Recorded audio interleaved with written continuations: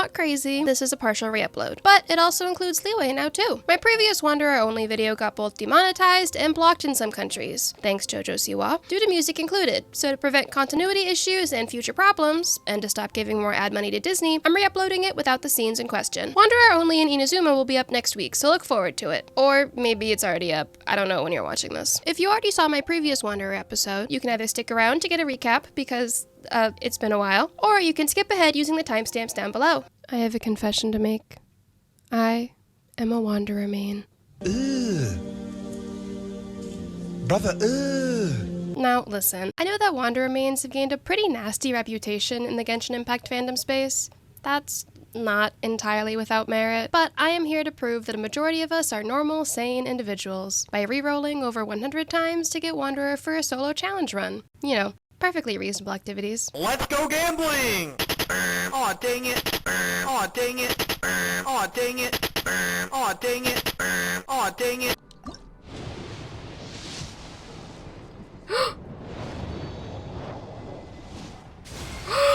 You want me to introduce myself? I've gone by many names and titles during my journey. Although each one is more eminent than any ordinary mortal could imagine, they're all just water under the bridge to me now. Call me whatever you like. Go ahead. Let me see what you can come up with.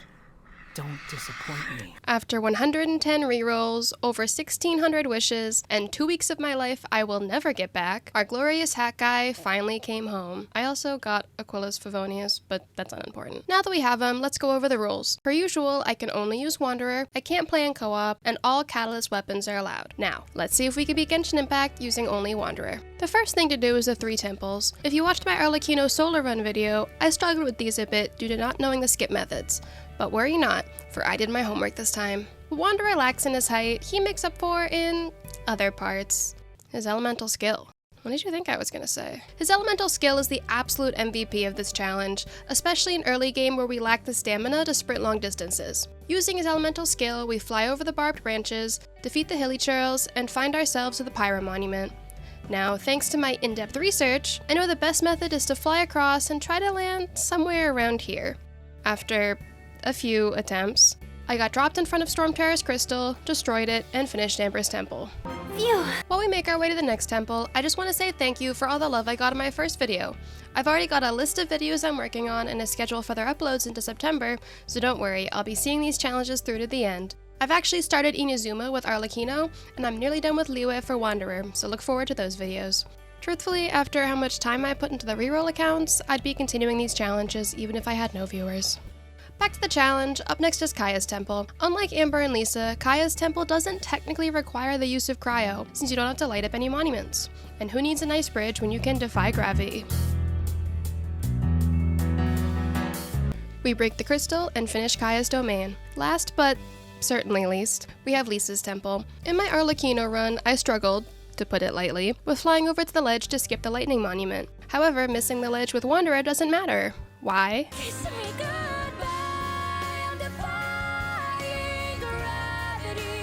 After our musical number, we finished Lisa's domain and gained full access to Teyvat. Well, most of Teyvat. We finished Act 1, so that means it's time to grind and discuss the pros and cons of our beloved hat guy. First off, the pros. As previously mentioned, his elemental skill is among the best for exploration. In terms of other animo characters, his skill isn't restricted to only going in one direction like Xiao Venti and Kazuha, and it doesn't use up stamina like Sayu. Especially in early game when our stamina is super limited, his skill allowing additional fast exploration while stamina recharges means an almost constant uptime of sprinting and climbing. Speaking of his elemental skill, another pro is the cooldown time of his skill and burst. Both have incredibly short cooldowns, making solo battling not hurt as much as other characters, child, whose cooldown can definitely be felt during regular gameplay, let alone a solo run. In terms of his element, Animo is one of the best for solo exploration, due to being able to swirl other elements and being necessary for any wind mechanisms, of which there are a lot. Additionally, after his first ascension, he gains a new passive that provides different buffs to him if he comes into contact with elements during his elemental skill. Obviously, I can't show that now though, because... Now the negatives. He's a catalyst. Because of that, he can't mine, he can't break rocks, and he can't do any physical damage without one of only 2 gacha exclusive catalyst weapons in-game that have a physical damage bonus. and one of those weapons is a 5-star. To rub salt on the wound, being an Animo catalyst, any Animo enemies will receive 0 damage without either swirling another element or one of the previously mentioned weapons. You can probably guess which enemies were a problem. If you look on any sites for suggested team comps, Wanderer's best teams almost universally include a shielder. Why? Well, his interruption resistance is literally 0. He also bullies you for just existing. You think I've got a sharp tongue? I just tell it like it is. Quit following me.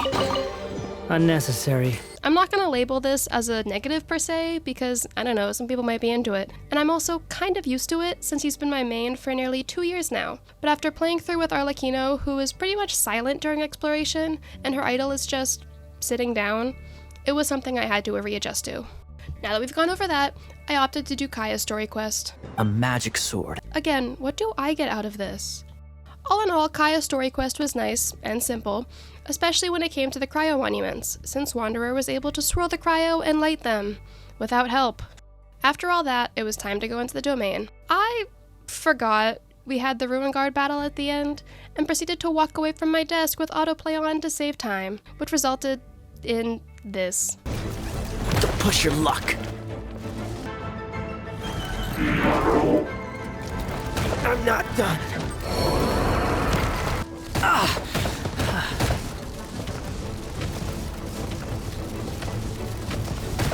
Falling into the abyss. Now you might be wondering, Ren, you literally just did this on another account. How did you forget already? Well, that's easy. My brain power is probably about equal to that of a hilichurl. Anyways, I returned to the game, properly beat the Ruin Guard, and finished Kaya's story quest. Afterwards, I went to Windrise and was able to hit AR-10 after leveling up the statue. So, of course, it's time for gambling. Now, the odds of getting one specific 4-star out of the 57 on standard banner is pretty much slim to none, but I am nothing without delusion.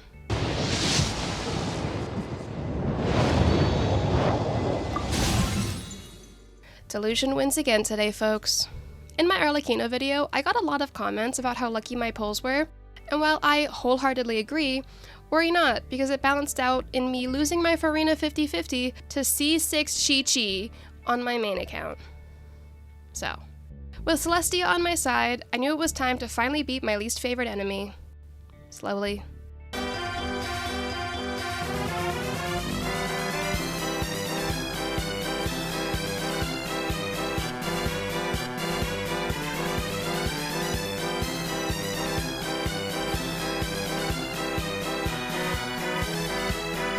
One eternity later. Wow, that was fun. After that, it's time to return to Mondstadt to start Act 2. Honorary Knight of Favonius? As opposed to... That green guy! He looked just like that guy down there! Wow, what would we do without you, Paimon? We chase the green guy around Mondstadt, and then it comes time to climb the wall. And wow, imagine climbing. Couldn't be me. Okay, but why did he climb one wall and then just be like, actually nah, let me just take the stairs? 3-time winner of the most popular bard of Mondstadt. Gee, I wonder why. I'm sure it has nothing to do with your uncanny resemblance to their god or anything like that. We show Venti the crystal that magically purified in the last 5 minutes despite carrying it around this whole time, and he makes us do it again, as if we knew how to do it the first time. It's time to go to Windrise, and I again thank the gacha gods that I got the Eye of Perception, because while I could have just inconvenienced myself by avoiding the Eye of the Storm in Dawn's winery, this battle is required to continue the plot. How fun. Even with the Eye of Perception, I was struggling heavily with getting the physical hits, but was able to coax it over to the water and swirl Hydro, which did the trick. Eventually. So to make up for it, The Mondstadt Cathedral? to claim a certain holy lyre de Himmel. Ah yeah, because stealing a priceless artifact from the church is definitely an equivalent exchange. My disciples, rejoice! Behold, the god of Animo, Barbados, has descended. If there's nothing else, I'll be going back to handle the cathedral's paperwork now. After Venti gets humbled, we go and try to steal the Holy Lyre, but we fail because, unlike the Fatui, we can't, vanish into thin air. Hi! we'd like a seat at your, least conspicuous table. Yeah, because that's not suspicious. Thanks, Venti. We sit at the table that is apparently too conspicuous because nothing says hiding like standing in plain view of the entrance. Shame you joined the Knights. You say that like I got a choice. Number 1 Knight's Auntie D. covers for us, and I get sent outside to wait until nightfall. Oh wait. You're here. Well, yeah, it's not like I went far. Wow, this is really awkward. As fun as third-wheeling Jean and D-Luke is, it's time to head to the Fatui hideout. Despite literally being able to fly, I somehow become the 0.5% of people who managed to get hit by the flamethrowers here. Story of my life. The fact that the Fatui can run amok across the 7 nations like they do is entirely because of the 11. I may have heard of them, but they haven't heard of me. The battle with the Pyro Agent was tougher than it was with Arlecchino because, well, I can see where the agent is. Wanderer apparently can't. So true.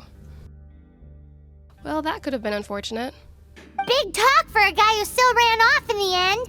Chicken. What do you mean? It's time to collect a volunteers, and wow, look at me. I remembered to save the footage this time. Progress. Once you're done, find me at the winery. I'll trade you a beer for every 20 you find. The first tier requires bullying a ruin guard. Well, one of us got bullied at least. To give a TLDR about how collecting the tiers went, I got spanked by the ruin guard, went to the domain and got spanked by an abyss mage, and then went to Datagupa Gorge and got spanked by another abyss mage. Maybe I should level up. Now, I'm sure you're wondering about everyone's favorite enemy guarding the domain that holds a tier. Well, let's just say I made a tactical retreat. Or tried to, anyways. After collecting all the tiers, it's time to go watch Venti sing Dvalin his new song.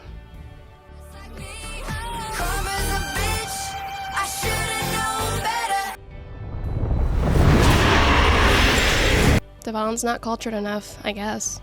With Act 2 done, I decided to do some more wishing.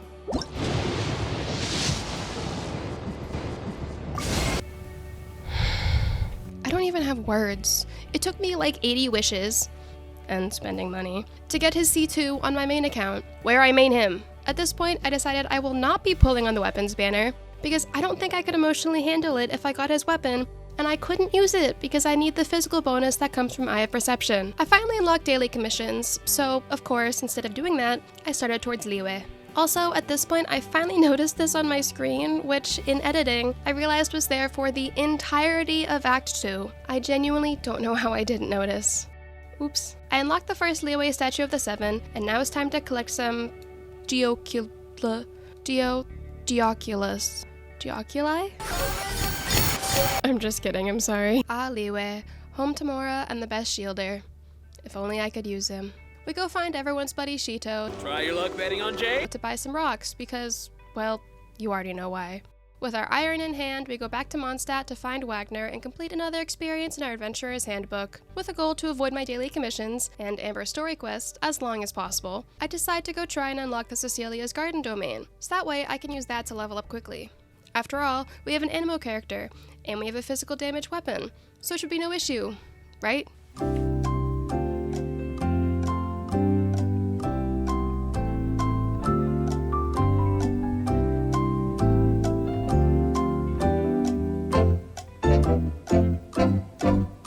After spending way longer than I should have on this, I realized I will not be able to unlock Cecilia's Garden, and my plans have been crushed. I go take my anger out of my daily commissions, so at least I can make some progress. Cry louder! In another attempt to avoid Amber's quest, I go start Zhongling's story quest.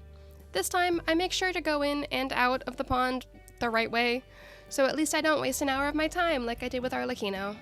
It's missing a little boom shakalaka. Yeah, now that you mention it, it is a little boom shakalaka lacking. We are literally in a lightning storm. Give it a minute.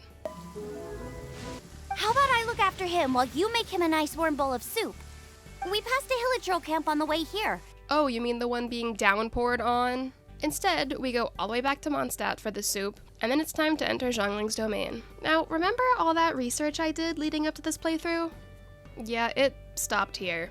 I kinda just figured I could fly over the doors and be on my way. This idea worked for the first door, and after defeating the Hilichurls, I expected more easy skipping. Not only were the walls much taller this time, but when I finally got up there, I was greeted by invisible walls. Fantastic. After a humbling amount of time, I finally decided to just look for a YouTube video. I was worried since most of the YouTube videos are only for the 3 temples in Act 1, but I found one single video with a detailed step-by-step on how to avoid the invisible walls. Shout out to this guy, I owe you my life. Or at least my spared sanity. We quickly deal with the cryo Registine, and I head back to Mondstadt, stopping at the Statue of the Seven to heal. I end up having enough animoculi to go the next level, which brings me to AR 15. So of course, it's time to finally ascend the boy. I can see the great deal of effort you put forth. After helping Xiangling beat Brooke, we finish her story quest.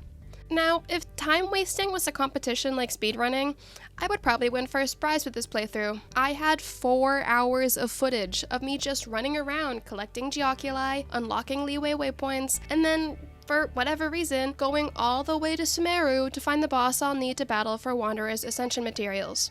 Mind you, I was AR 16, and you need to be AR 25 to ascend a character past level 40.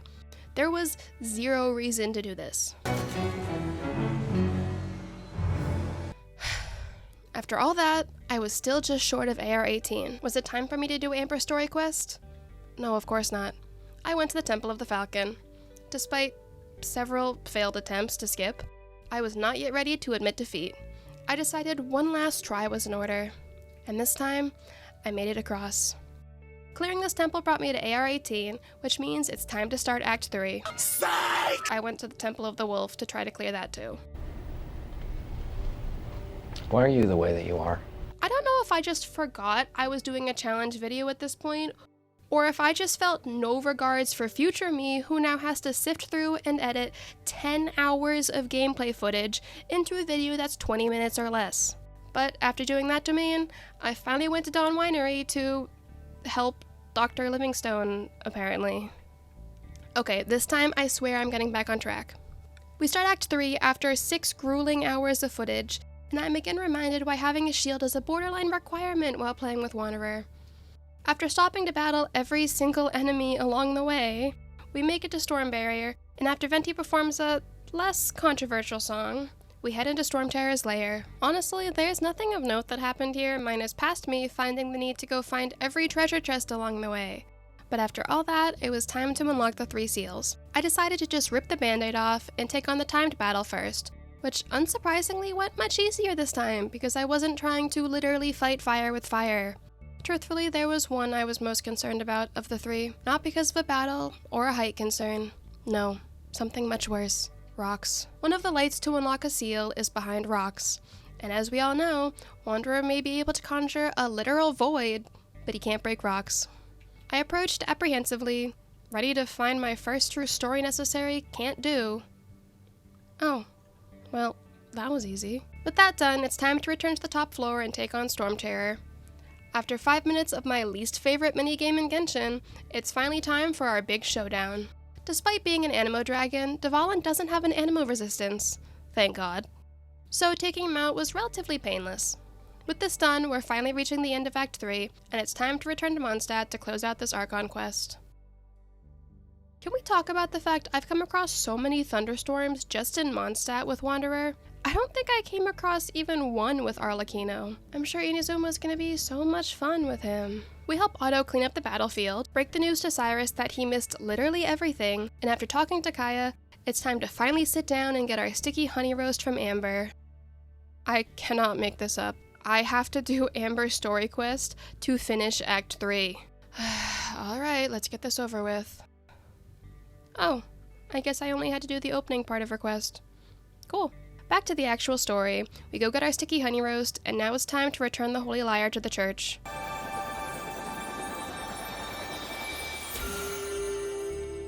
You're telling me Barbara watched him use the power of Animo to restore the Holy Lyre and still didn't realize that was the Animo Archon?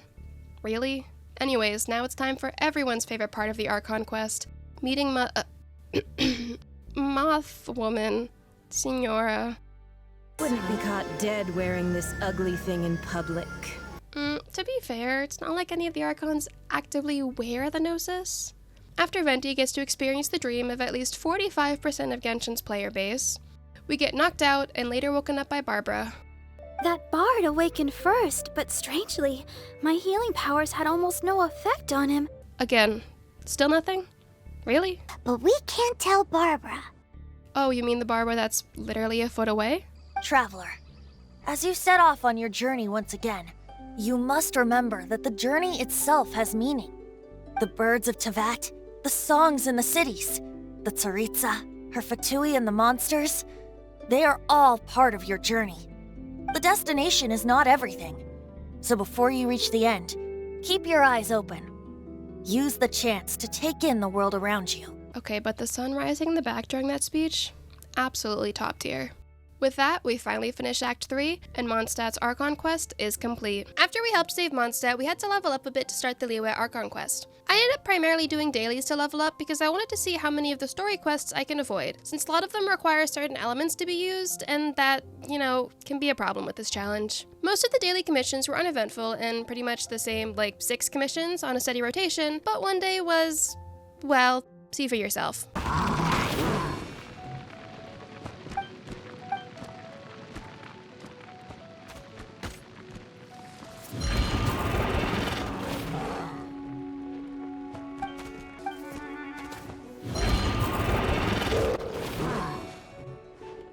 I've done this commission twice on 2 different challenge accounts, and both times had really unusual results. I think this is my sign to just skip this one. Sorry, Elon.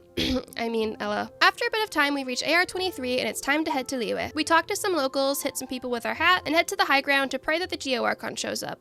Which, I mean, he did, but not exactly in a position to see guests. We escape from the Millelith, and my previous main meets the current main that he got benched for. He's simple of mind and not that strong of body. Naming him to the lowest ranked seat lowered the Harbinger's collective prestige. Brutal. Child tells us to go find the Adepti for help, so we leave the city and head to the mountains. Up first is Mooncarver, and after we beat up the Millelith, he shares that we need to find the other 3. In hindsight, I don't know why we had to go and tell everyone, but I guess. Before we find the others, I have to unlock the Statue of the Seven. I don't know who decided to have this just floating in the sky, but lucky for us, it's easy work for Wanderer. I decided to get the worst of the 3 out of the way first, and went to find Mountain Shaper. Why is he the worst of the 3? Well, as we know, Wanderer is a catalyst. He, however, is not one of the catalysts who can break rocks, or in this case, Amber. I end up using Heizo for the Amber because he's also an animal catalyst from Inazuma, so it kind of counts. Right? It definitely would have been faster if I used literally anyone else, but it's also incredibly fun watching him. Once we find Li Dang, we return to the mountaintop, get scolded by a bird, and head to find the other bird. Maybe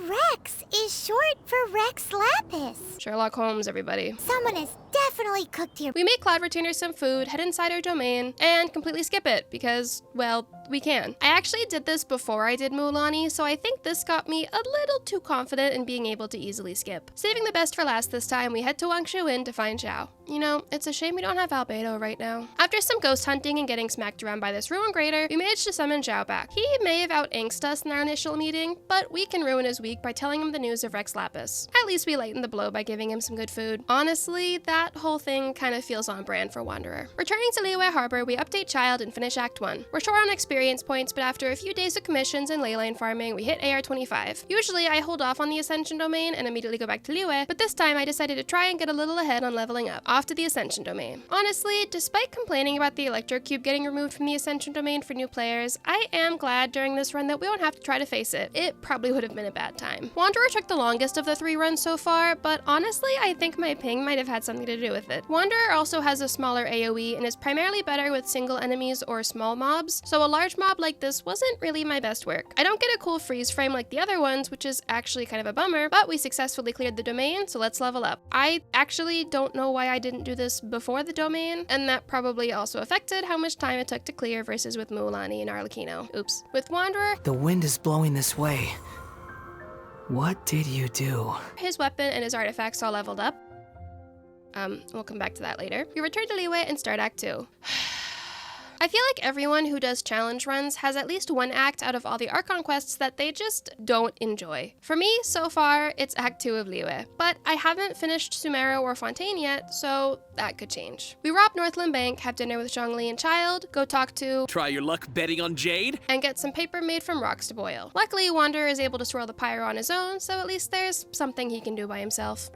Good job. As for the rest, I'm about to skip this. Skip. We level up the statue in front of Zhongli, so hopefully he rewards us by letting us go fight something. Lucky for us, he does. Well, sort of. Directed to find Madame Ping, we head inside her teapot to clean out the monsters. I got some comments on my previous videos asking why I censor the spiders, and the answer is simple. I really hate them. Hope that helps. Cleansing bell in hand, we head back to find Zhongli and immediately go find Qiqi. I don't know what you're talking about. That's exactly how the quest goes. Wanderer seems thrilled to meet someone shorter than him finally, so of course in exchange we go look for the Adeptabees for Qiqi. While we don't find that, we do fix the ballista and lure out some treasure hoarders to beat up. A win's a win. After teaching Qiqi about coconuts, Zhongli invites us to dinner, wrapping up Act 2. Before focusing on increasing my adventurer rank, I decided to pre-farm for Wanderer's next ascension. I'm not going to bore you all with collecting mushrooms, or getting thrown around like a rag doll by the Eon Blight Drake. Just know it was pretty bad. After I finished pre-farming, mostly, with a little bit of exploration, I reached AR 28. Back in Liyue, we head to the mountaintop and surprising no one, Wanderer is the first so far to successfully make it over to the not Jade Chamber without help. I mean, honestly, he could have just used his skill and flown there without this, but we'll save the hard mode version for future challenge runs. We return to the ballista, Paimon picks a fight with the Millelith, and instead of helping her, we see if she can actually unleash her primordial wrath, or if she's all talk. At least, I wish that's how it went. We fight the Millelith, meet Queen Kuching, and after beating up some treasure hoarders and collecting ingredients for a questionable gift, we head up to the Jade Chamber to meet Ningguang. Oh no, it's nothing. Nice place you got here. After our meeting, we make a detour to recreate Wanderer's trailer and investigate the Fatui operation. Though, admittedly, his trailer was a bit cooler. We'll just pretend this is exactly how the fight went. Reuniting with Zhongli, we show off our true skill. Music. This time though, we call on Child to help us out. Hey child, I'm down to do this emo song, but just don't talk about my hat. Big hat! Apparently the flowers aren't fans of emo music, and attack. To be totally honest, I'm probably the only person who has ever died during this battle. Falling into the abyss. We return to Liyue Harbor and find out Child met with Arlecchino and is trying to start a music career without us. How dare he? For me personally, this fight was entertaining because Child was my first limited character main, and until Wanderer, my longest running main. He was the first character I triple crowned, and the first character I pulled for their signature weapon. That said, he finally got benched by Wanderer. Truly the battle of Ren's mains. After Wanderer wins the battle of the mains, Child, not wanting to admit defeat, decides to revive Osile. A little bit overkill, but it's not like I can say much considering Skarmouche tried to become, you know, a literal god. I feel like this fight always pulls an Uno reverse on me because at the beginning, I end up taking out the Fatui too quickly, so I awkwardly just stand around waiting for the enemies. But then as soon as Osile starts shooting the water bombs and they send out the tanky Fatui agents, it just becomes a smackdown. Not one in my favor either. At least Madame Ping's shockwave ends up balancing the scales a little bit, even if it's a massive crutch. Stop, look how cool that is. Successful at defeating the last of the Fatui and running down the clock, we just awkwardly have to stand around and wait for the cutscene to trigger. Be careful now. That should be me holding your hand. We save Liyue after destroying the Jade Chamber, so now off to Northland Bank to look for Zhongli. We find Zhongli alongside my two least reliable colleagues, Signora and Child. After dropping the, well, not plot twist of the year, Zhongli hands over his gnosis to the Fatui, and I guess we found the Archon we were looking for. So does this make us technically successful?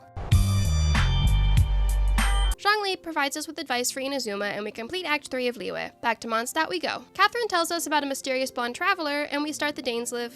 Wait, where's the quest started thing? So remember earlier when I mentioned wanting to see how many story quests I can avoid doing? Turns out, we found one I can't avoid.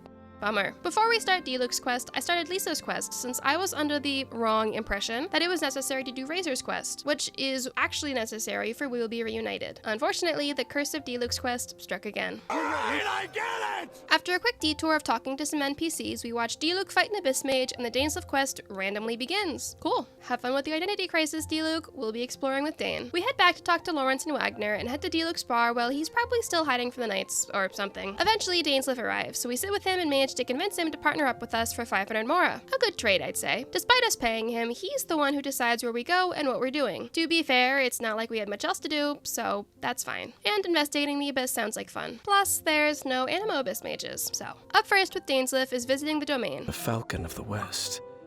Though it can soar in the wind, it ultimately does naught but hover under the light of the gods. Bro, what are you talking about, man? The domain is mostly just hilly trails, so it was about as uneventful as you can imagine. However, there is one thing that Wanderer, and, well, animal characters in general, have that brings me immense joy: swirling the Abyss Mage shields for their shared destruction. I so deeply enjoyed beating up these Abyss Mages. Next, we head to Wolvendom. We read some script above the fire, beat up more hilly trails and Abyss Mages, and our final stop for this leg of the quest is Stormterror's Lair. While I very much enjoy beating up the Abyss Mages during this challenge, usually, I can't expect a peaceful quest because that would be too easy. So, who's the enemy ranking high on my biggest pain in the butt for this challenge? These. The only time things go well with them is when there's pyro around to swirl and burn the shields. Otherwise, it's constantly trying to get behind them fast enough to do any damage before they turn around, which tends to be easier said than done. Finally, free, we go to the top of the cliffside and complete the Dainsleif quest. Time to go back to Liyue and start Act 1 of the Traveler quest. We talk to Lan and Ganyu and begin We Will Be Reunited. I decided to try to do my best collecting the chests in this domain, and I actually think I got all of them, or at least most of them. I'm never particularly great with this domain, but at least with Wanderer, I can probably avoid falling to my death, right? Great. We may have had a little hiccup, but we didn't fall, so that's a win. Wanderer has an advantage with the Abyss Heralds because he can swirl their element with every attack. However, that doesn't matter much now, but trust me, it will make all the difference later. We beat the first phase pretty quickly and leave to find Dainsleif. Dainsleif brings us to a couple different locations with Abyss Mages and various enemies, not helping us, but instead doing massive amounts of lore dropping between each battle. After investigating the enemy groups, we decided to head back to Mondstadt to ask about the inverted statue. Well, sort of. Wow, 2 people shorter than him in one video. What a day. With some indirect intel from Barbara and a more direct goal from Rosaria, we meet up with Dane and head off to Wolvendom. Remember like 45 seconds ago how I said Wanderer has an advantage with the Abyss Heralds? Well, it's time for him to shine. This battle is the only one in this quest that requires us to beat both phases of the Abyss Herald, so Swirl Reaction gets to be the MVP. Before moving on, we reach AR 30, so it's time to do some leveling. Having saved Boreas, we head back to Stormterror's lair to find the Eye of the First Field Tiller. Dane says we need to keep it safe from the Abyss getting a hold of it and putting it in the inverted statue. So, of course, the logical thing to do is immediately go back to the inverted statue with the eye. Back in the domain, I get a couple of the chests here, avoid the bubbles, mostly, and return to the inverted statue. Just like the first time we battled the Abyss Herald, we only have to beat the first phase. We actually don't even need to acknowledge the Abyss Mages, which I wish I knew when I was doing this with Arlecchino. Oh my god, it's Ether! You know what that means? We're one step closer to the original formation of Aranagi, which honestly made me regret not choosing Ether as my traveler for this challenge. Lumine reunited with Ether, well, sort of, and Act 1 of the Traveler's quest is complete. With all of our obligations in Liyue and Mondstadt complete, it's time to prepare to head home to Inazuma, but that'll be in the next installment. If you're watching this after it came out, first of all, I appreciate you more than I can say, but also, like I said in the beginning, the next installment won't be coming out next week. The next episode will be only Inazuma, so it'll be a little shorter, but I feel like having Inazuma and Sumeru be individual videos makes the most sense for Wanderer considering they're his biggest plot points in the main storyline. Channel members have already seen my schedule for the remainder of the year and early January, but I'll be sharing it here for everyone who stuck around till the end. As for what the new year holds, well, let's just say I've got some interesting challenges lined up. As always, this schedule is subject to change depending on when I finish editing first or anything IRL that delays videos, but my New Year's resolution is to have a consistent upload schedule, so we'll try our best. Special shout out to my channel members, and thank you all so much for watching. Make sure you like and subscribe if you haven't already, and I'll see you next time.